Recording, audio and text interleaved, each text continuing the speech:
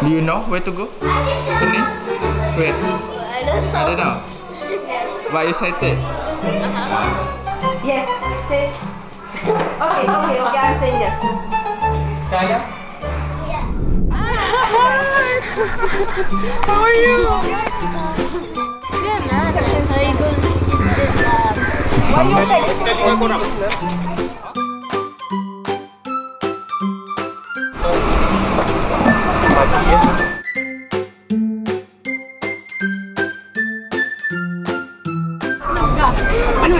Bye. To the camera. 1, 2, 3. You're gonna be happy during this day, okay? Inshallah ta'ala. نوينا الانبساط, okay? Inshallah. يلا نوينا الانبساط.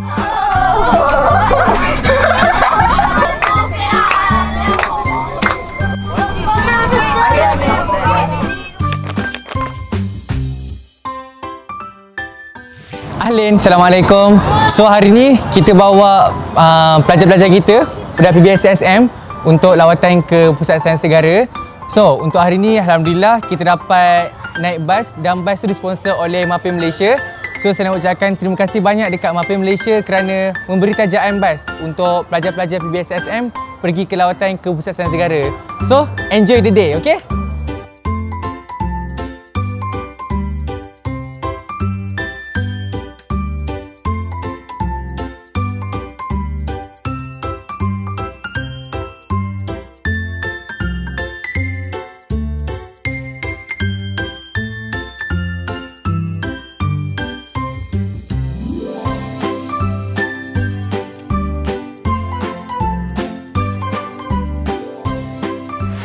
Kita dah lunch semua dan sekarang kita dah sesi kedua.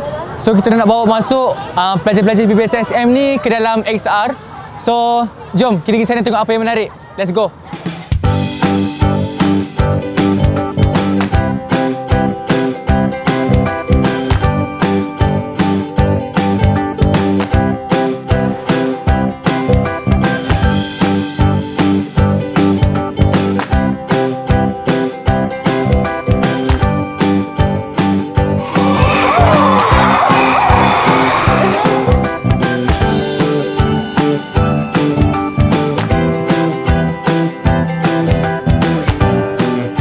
Okay, alhamdulillah kita pun dah seharian dekat Pusat Sains Negara. Alhamdulillah lah kita tengok pelajar-pelajar pun semua macam seronok kan.